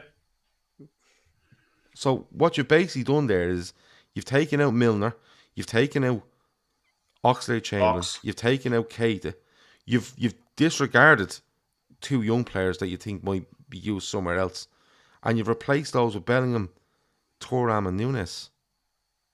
Like, how much more do we want to be doing? I mean, a Bowley's worth, apparently. Look, I'm not saying that's... But I would make the argument that that's Liverpool completely sorted now and let's go again. It's not. But there's only so much you can do. That gets you over a hump until the following year, when you're going to have another set of players who are out of contract. Well, you're going to have a problem. And then that's where you're going to have to do it again. Yeah, but what I'm saying to you is, Kev, if you go a year down the road from that and you say to yourself, right, listen, Thiago's going to go. Yeah. Right? Thiago's going to go, and look, it just hasn't happened for Gomez. Right? You can sign two players in the next 12 months. And that upset. But you, like, I know there's people out there that will go, well, just sell Thiago, Fabinho, Henderson, Jones, fucking, get rid of them four, get rid of six. You're not doing it. Like, you can play all the fancy you want in the world. Do you know what I mean? Ken Ball says the age gap between the options. But we've gone on about the age of that midfield. Bellingham is 19 years of age. Yeah. Bajcetic is 18 years of age. Thuram is 21. Nunez? 24, I think. Right. So no, he might be a bit older, but we've lowered the age there while keeping experience in there. I don't know where we're meant to. You're not doing more than three midfielders. Not for me, anyway. Yeah, Nunes is 24. Yeah, G10 says can't be all under 21 and over 30 age lads. But what do you want then? We'll be going for age Well, here. here's the thing, right? For me, Jude Bellingham is 19. He does not play football like a 19-year-old. No, you don't even count him. It's almost like the rules of this You know game. what I mean? Just don't even count Jude Bellingham. He's a freak.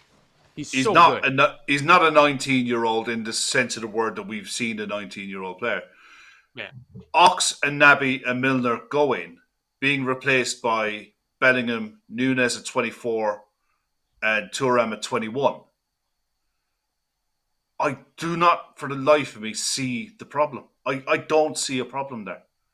You could replace James Milner with James Ward-Prowse, and the average age of the Liverpool squad would come down noticeably. Like, James Milner is such a freak of nature at 37 years old that he bumps up our average age because he's so old. It's the same with Modric. As soon as Modric leaves Real Madrid, their average age is going to plummet because he buoys it up so much.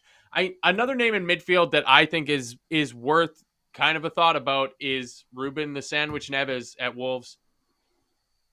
Yeah, coming down to the last year of his contract.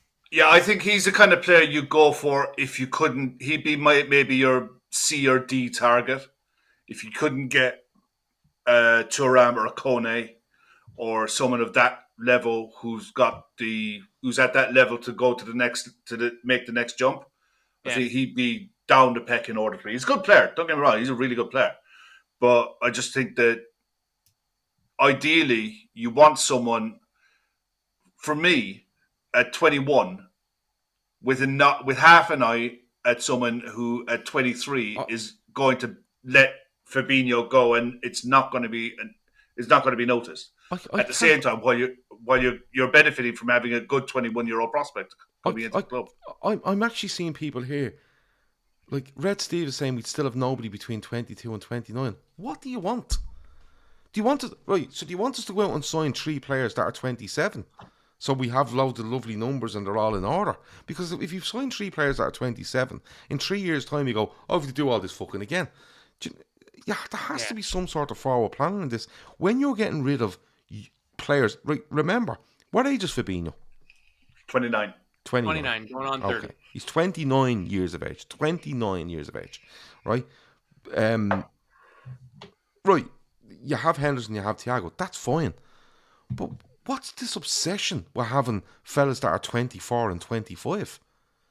Like, are you telling me that if we turn around tomorrow and says, we're not signing Bellingham because he's 19 and we've named too many of them, we're going to sign a 25-year-old? That's madness. And the average amount of time a player spends at a club is probably 4 or 5 years anyway. Do you know what I mean? So what are we doing? Just sign him at 25 because 25 is a nice number. Like, there's no way you can tell me, right? There's no way you can tell me that if we lose Oxlade-Chamberlain, Keita and Milner and you bring in Bellingham, Thuram and Nunes, that the argument against it is, they're not 25. Like, what the fuck is going on here? Yeah. So now we're down to we have to spend shitloads of money, sell 6, buy 6, but make sure that they're 21, 22, 23, 24, 25 and 26. So we've loads of these numbers. G10 says 23 to 26 years with experience, consistency and man strength. But Nunez is 24. Hold on, this is the same. This is the same load of people that if we don't sign, but if we don't sign Thuram at 21 years of age and he goes to signs for Arsenal, it'd be, there's another one Liverpool left fucking go. Like, yeah, they'll be on a show in the chat in 3 years complaining and bitching that we didn't sign this player when we could have got him for 30 million and now they're worth 80 million. You know, it's the same as the Moises Caicedo chat. Why didn't we sign Moises Caicedo when he was 10 million pounds? Because he was a gamble at 10 million. If you're looking for a player at 25 to 26 years of age to improve Liverpool's midfield, right? You're talking along the lines of Barella and Tonali. And you're talking 70, 80 million. Yeah. And there's no guarantees. There's no guarantees with anyone that we say. Or you're talking a player whose legs might be gone, like Ruben Neves, like Yuri Tielemans, like players like that, which the people in the chat also don't seem to like. Oh, he's got no legs. Well, what is it? Is it the experienced player that's at the right age for you? Like, the main thing is, and again, I believe we are signing Jude Bellingham, is that he is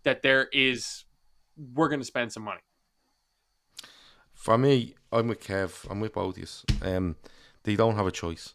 You know, Liverpool's squad as it stands now, if you weren't to do anything, you would have the squad you're looking at right now with Keita not in it and Oxlade-Chamberlain not in it, possibly Milner not in it, Matip. So you'd basically just wouldn't sell anybody and just go into next season. That's just not going to happen. They've walked themselves into this position. I've said it a few times with not getting rid of, if they wanted rid of Keita and didn't want him to sign a new deal, doing it last summer, and the same with Oxlade-Chamberlain. They're going to have to do it this summer. They're going to absolutely have to do it this summer. And like, there's lads in that chat there, G10, you know, Jonathan and stuff, and they're coming back at me with regards to the age of players. They might sign a 25-year-old player. They might sign a 26-year-old player. But we're already talking here. You're talking there about this player's finished, that player's this, that player's that. Like, genuinely, if we go off that, we're going to have to sign, like, sell 6 and buy 6. And that's just not going to happen. But that's, for me, is unrealistic. But what is realistic and what probably has to be done is, like Kev said, they can't get around this. They need to bolster this Liverpool squad. One, because there's players leaving it, because they're not taking up contracts or they're not being offered contracts. And 2, there are players that, yeah, they're probably only 29, 30, 31 years of age, but they have shown in a sample size over X amount of time that form is gone, legs have gone, reliability is gone, and they know that this isn't the only window they're going to have to improve in. They're going to have to improve in this one to get Liverpool back to a level where they can challenge again, right? And I honestly think, like, if Liverpool went and done, not exactly what we've said here, but if you told me you were getting Bellingham and 2 midfielders in the same kind of ilk as a Thuram and Núñez, maybe they're not the same age, maybe not the same value, but I would turn around and quite confidently tell you that with that, with a centre-half added in, and those players coming back into forward positions where they are back and they're fit and they're playing, along with the likes of Jones, Elliott, Doak, whoever, that hang around the edges and make impacts every so often, Liverpool will absolutely challenge for leagues or cups or in Europe. They absolutely would. I've no doubt in that. You know, the fall off in Liverpool this season is big. It's been abrupt, but it can be fixed because you're not having to sell players. They're going out the door. That decision's made for you. But FSG most definitely have to spend money. Has to spend money this summer, and it has to be a significant amount. And what you said, Matt, for me is right. Klopp has changed his tune, not openly saying stuff. Well, yeah, as open as I've ever seen him saying stuff with regards to Liverpool's transfer movement, but freely saying it, nothing cryptic, freely saying it. We need to do stuff. We need to do this, and we do this, and this. Yeah, you know, it has to happen this summer, or we're going to be like, what's the fucking point? You know, what's the point in letting these players all leave and then not replacing them? But you're doing it twofold. You're replacing what's leaving, and you're forward planning for what is going to leave in the next year to 18 months. Jonathan says, Gav, rumour is you're having a meeting with the transfer committee this weekend. We need to get our point across. I'm not having a meeting with anyone at the weekend. Arthur Guinness. I thought you were meeting with Dom to have a pint. Maybe I'm meeting Dom. Yeah, I'm meeting Dom. Yeah, I'm meeting Dom. Courtney said she's got a call down as well. Yeah. Courtney will be going for a point. Dom will be going for a point. I think. Yeah, she's flying. Courtney's on cloud 9 right now. So. Alex from Cop TV might be around. Whoever's around, I don't care once you're drinking. But look, it's 11:45. Yeah. I was going to mention something there, but it's the story about Newcastle. Tarek put a comment in there. If you could bring it up there, Matt, because it's gone off my screen. The Premier League said, quote, legally binding assurances that the Kingdom of Saudi Arabia will not control Newcastle United, unquote. U.S. court filing named the club's chairman as a, quote, sitting minister of the Saudi government, unquote. So this is due to your favorite new sports venture here, Gav, Live Golf, being sued in the United States. A bunch of details are coming out in court proceedings, and shocker, the Saudi Arabia Public Investment Fund, the people that run that, have some connections to the Saudi government. I'm sorry, I'm not surprised, because here in Canada, we had a thing called the Canadian Wheat Board. Our conservative Tory government sold it off to the Saudi Arabia livestock investment firm about 10 or 12 years ago. It was an absolute fucking robbery by the government, who stole an amazing organization that Canadian farmers have built up for 90, 100 years. This is important to my family. Sold it to the Saudi government for absolute pennies on the dollar. So color me fucking surprised that the Saudi Arabia Public Investment Fund is also absolutely just another way of saying the government of Saudi Arabia. So I hope Newcastle and Man City, I hope they both get nailed to the fucking wall for this. Because like what I didn't realize, what came out of this Saudi thing from what I've been reading about it, is that it is against the rules of the Premier League for the owners to have direct connections to the government. And I think what we're seeing in both of these cases is that that is in fact the case. So I hope that they get absolutely nailed to the wall, and I have zero expectations that that's actually going to happen. Yeah, well, it's all heating up in different areas, and we'll come to it again at some stage. But genuinely, it's 10 to 12 at night. Gav's give us definitely got to go. our lineup, Gav. Do we have a 23-24? Okay, first game of the season, what would be your starting 11? Alisson, Trent, Yeah. Kanate, Van Dijk, Robertson. Yeah. I'm going 4-3-3. Okay.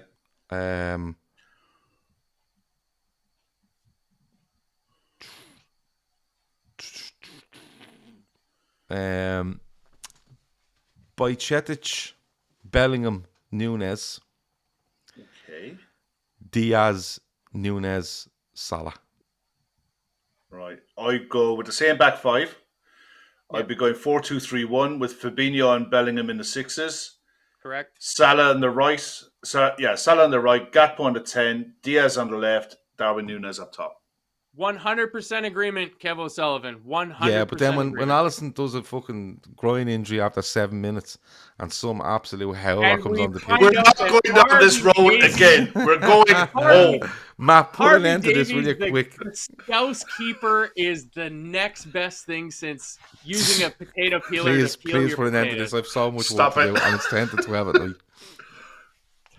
Yeah, I absolutely have to rock a piss as well, too. So I think that was good fun. I think the people that joined us pretty much had a consistent 300 people watching us the whole time. So if you're in here watching us and you haven't hit the like button yet, hit the like button on your way out. You can go and visit our show sponsor, bookmakers.com, for all your gambling needs if you want to, or for some really good YouTube show content with different fans of different clubs on there.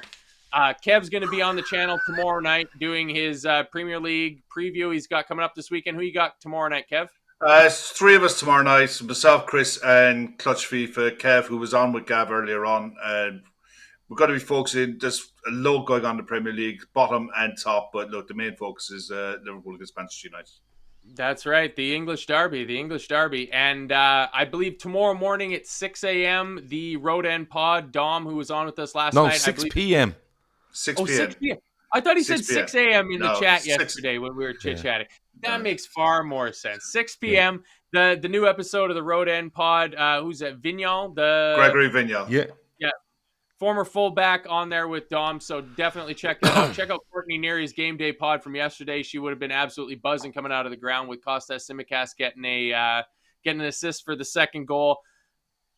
The most important thing, though, is check out our charity sponsor. You see it there up on the screen. It's been there the whole time. The link's in the description.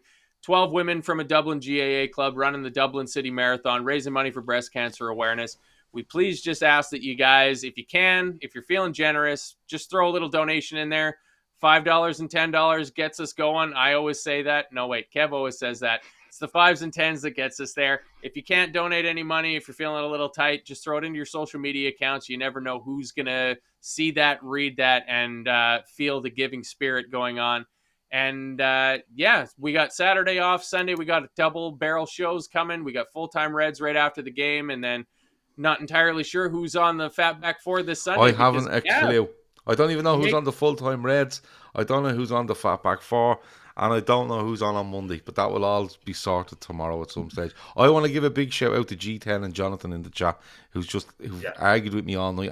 And listen, I genuinely hold nothing against any of us. That's what I'm here for. That's what it's there for. Having arguments, getting points across, and I love all that stuff. So Yeah, but you are weird, which are 25, 26-year-olds infatuations. Anyway, Hey, but no, I mean, genuinely, speak that for sort of stuff is Jonathan. deadly. I've done viewers' voices with Jonathan. He's absolutely good crack. I believe I'm using that correctly. He takes a different style of opinion. He's a little bit more negative than I am. I'm the eternal optimist, and Jonathan's got a little bit more pessimism about him. But I mean, it's part of what I said it the other night on the show. This is the best chat going in terms of Liverpool fan accounts. Like, you get on, if you're listening on the download, and you can get into the chat live for the shows. They normally go out 10 Ireland, England time. It's 5 p.m. Eastern Standard Time if you're in North America. If you can get yourself into the chat, it takes the show up to an entirely another level. Like, it's just fantastic. So, Gav, you're heading over this weekend. You got another. Oh, we got a super chat. I didn't see that come up. You're No, controlling just a £10 donation. It looks like from Nigel, so that's cool. Good man. Thank you very super much. chat. Yeah, Yeah, I'm good going to Liverpool the weekend. I'm gonna have a lovely time. And you got another episode, Bang Average Golf, coming out tomorrow. Oh, 9 a.m. 9 a.m. Yeah, I think it's 9 PM? a.m. Yeah, just type Banging Average Golf into YouTube, and when you bang it in, it will come up. Big green and red and white logo. Just subscribe. Become part of the Bang Average Army, and Oh, that's what we're going with, eh? yeah, I Bang want to call it the Bag Army. Bang Average Army. No, I want to call it do the that Bag right? Army, but I'm not too sure. But listen, if you're a Bang Average golfer or you relate to that, just hit subscribe, hit like. Well, look, the more feedback the better though. Watch the videos, give us feedback. What would you like to see? What do you like? What do you don't like? Whatever it might be, because we're taking all these things and trying to make up different games to play and different formats and going to get guests now. So you're not talking feedback on your swing per se, Gav. No, my swing's absolutely fine. I want to give a special shout out to Paul Van with a comment here. It says, first time listening today, lads. Great stuff.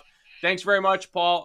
All the stuff from the LFC Daytrippers, 100% free across the board. Really, the only thing we're ever going to ask of you is if you got a few dollars in your pocket you're feeling loose with, just hit the link in our description and donate to our charity partner, because that's the driving force behind this show. We all love talking about Liverpool, but at the end of the day, it's all about helping out our charity partner that we got going. So exactly.